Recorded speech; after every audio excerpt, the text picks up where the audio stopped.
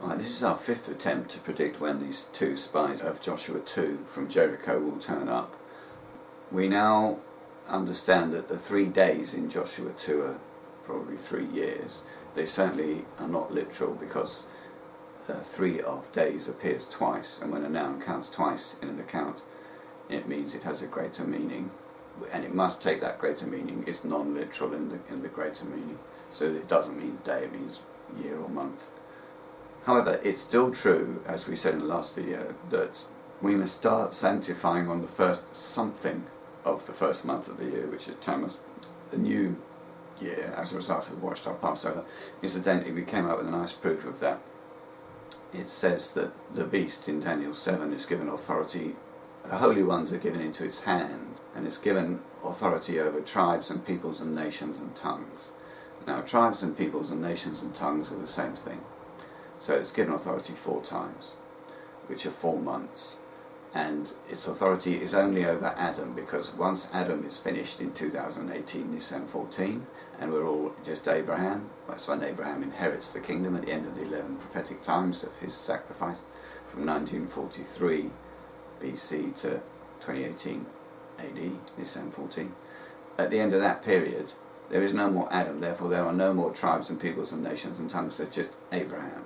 So you count back 4 months from Nisan 14, you get to Chislev 14, but it doesn't have to be dead on a month.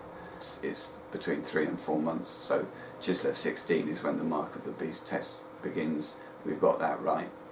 It's not Teves 16, it's not Heshvan 16, it's Chislev 16, which is 4 months away, less 2 days, from Nisan 14, which is the end of all the tribes and nations and peoples and tongues, and when the kingdom is only Abraham.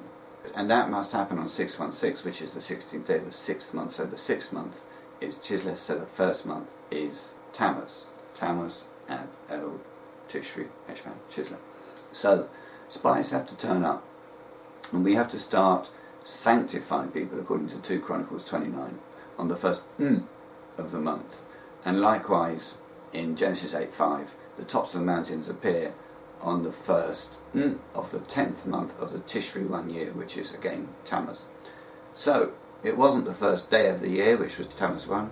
It wasn't the first festival of the year, which was New Rosh Hashanah, beginning of the acceptable year. Incidentally, welcome to the acceptable year of Isaiah 61, which is the Sabbath year of the kingdom, when everybody who's going to have an inheritance in the kingdom, which does not mean being saved into the kingdom.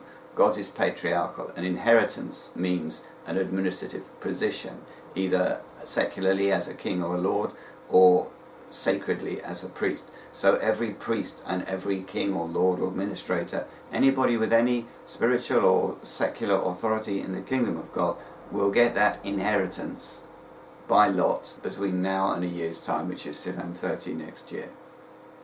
And this is the day of Jehovah, which is referred to everywhere, in Acts 2, in Joel 2, Zephaniah 1, Isaiah 13, Isaiah 61, Malachi 4, 2 Thessalonians 2, 3, Peter 2, all over the place. This is this great day of Jehovah, the great illustrious and fear-inspiring and epiphaneic day of Jehovah, when 2 things happen. Things get crap from a secular standpoint, and things get really bright and fascinating from a spiritual standpoint. And what it does is it divides mankind into the spiritual and the non-spiritual, or the aspiritual. Those who look physically look downwards from the hips at the man of Ezekiel 6, and they see fire. Those who look spiritually look upwards, and they see great illumination, and they see Satan just throwing a wobbly and burning the oil wells, just like Saddam did when he lost his power. That's what's going to happen. So they have to turn up on the first of Tammuz. It wasn't the first day, it wasn't the first festival day, New Rosh Hashanah. So it's the first Sabbath would be Tammuz 4. The first Pentecostal festival day will be Tammuz 5, because that's the second 1 NC Pentecost, counting from ER 16. Whereas the late 1 NC Pentecost is Tammuz 7, 30 days after Sivan 7, which is the Pentecost counting from Nisan 18. It now must be Tammuz 4 or Tammuz 5. It'll be the same day, therefore, as the second fire sign, which is occurring on Tammuz 4 or Tammuz 5.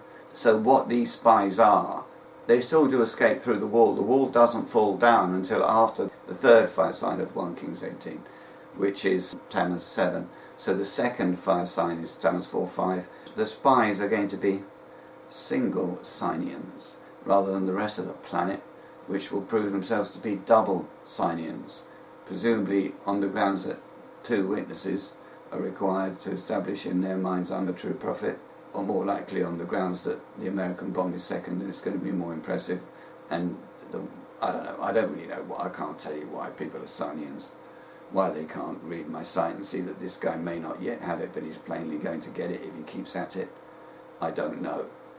I think that the 2 spies, to be fair to them, I think their spirits were roused up on Sivan 24 or Sivan 29 if you include the hand, and I think that they were roused up to the point where they have already made the decision that the minute there is one sign, they will come. In other words, there's not going to be any thinking time between the first fire sign and them contacting us. They've already decided in their hearts, this is how their spirit has been roused up, they've decided that the sign will be the trigger, and they've got in place, they know what they've got to do, they've got to give up most of their life because the watchtower will be controlling it, and they've got to do what Abraham did, leave the house of their father and the land of their father and of their relatives, and go to the land he is showing them, which land is the Lord's witnesses.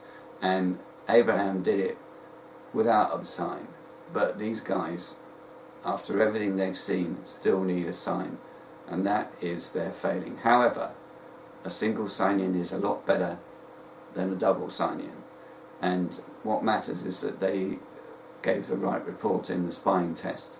So we do look forward to seeing them, although I have to say I am bitterly disappointed that they couldn't see to come before there was a sign, and yet I'm glad that they came back with the right report and they've made the decision, if we interpret this correctly, in the absence of any confirmation from anybody in Laodicea that they even exist.